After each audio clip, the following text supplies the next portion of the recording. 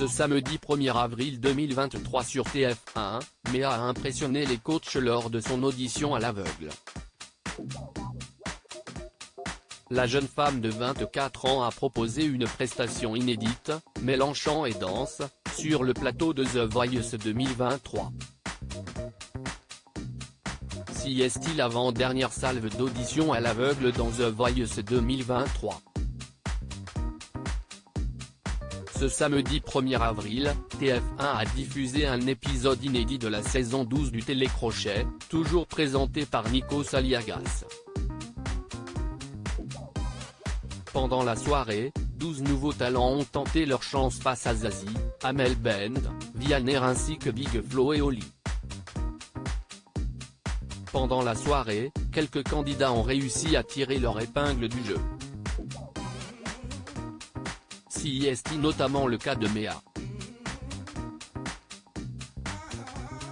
Lors de son passage sur le plateau, la Lyonnaise de 24 ans a proposé une prestation chantée et dansée. Une performance qui n'avait jamais été vue dans l'émission. Pour Télé Loisirs, la jeune femme est revenue sur son audition à l'aveugle. Méa de The Voice 2023, j'avais déjà pensé participer à l'émission quand j'avais 14 ans. Télé Loisirs, comment avez-vous intégré The Voice? Méa, tout a commencé sur les réseaux sociaux pour moi. J'avais fait un cover de Enfer, le titre de Stromae. J'y avais mélangé la danse et le chant. C'est grâce à cette vidéo que j'ai été repéré par Charles, l'un des membres de la production. C'était la première fois que vous tentiez l'aventure? Oui. J'y avais déjà pensé quand j'avais 14 ans. Je fais de la musique depuis longtemps mais à l'époque je ne me sentais pas prête. J'avais un groupe pop-rock et je ne voulais pas être exposé devant autant de personnes. Je manquais d'expérience. Mais cette idée est toujours restée dans un coin de ma tête. D'où vous vient cette passion pour la musique? Je ne sais pas vraiment car je suis la seule dans ma famille. Quand j'avais 5 ans, je me souviens que j'apprenais les comédies musicales par cœur à la télé. Je dansais et chantais devant l'écran et ma mère, Agnès, a fini par se dire qu'il fallait faire quelque chose.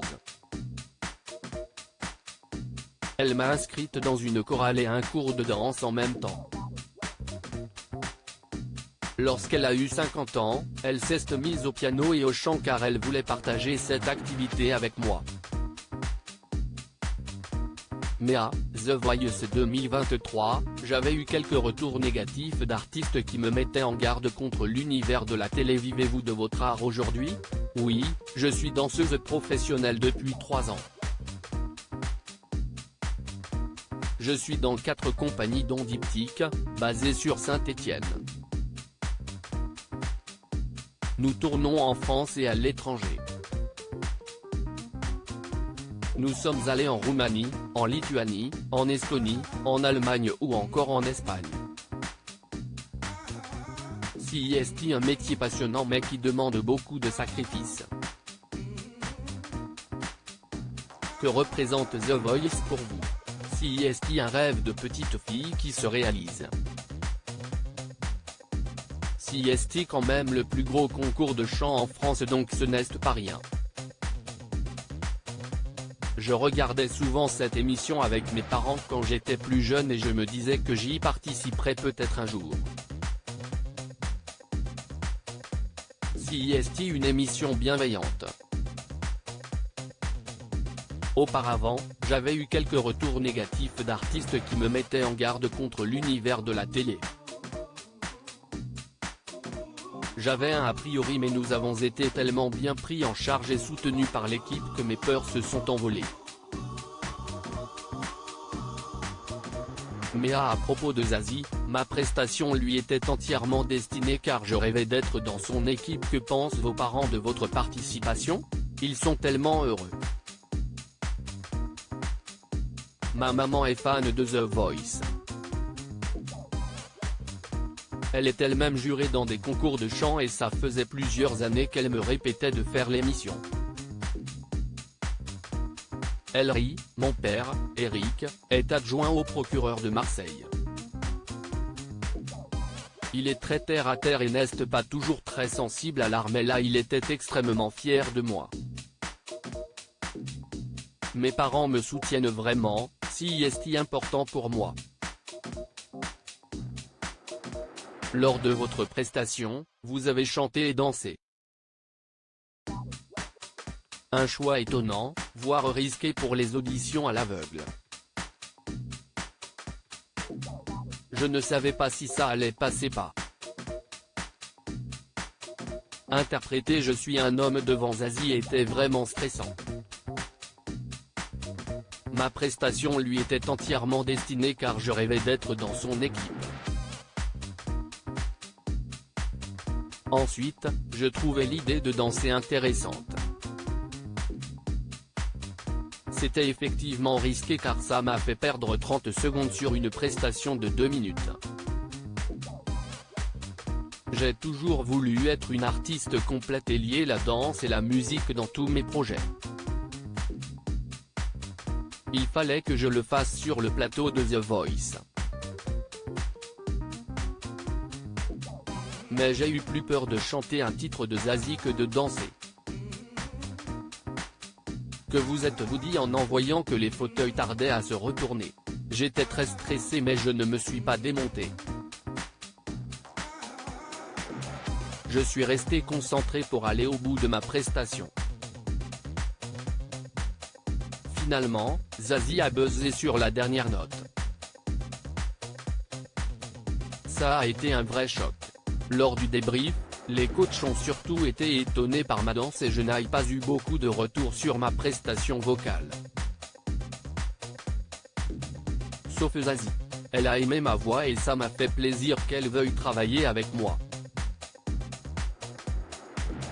Elle peut énormément m'apporter. Si est la meilleure coach possible pour mon aventure dans l'émission. Nikos Aliagas a dit qu'il avait été bouleversé par votre passage qu'il a d'ailleurs qualifié de décalé et surréaliste.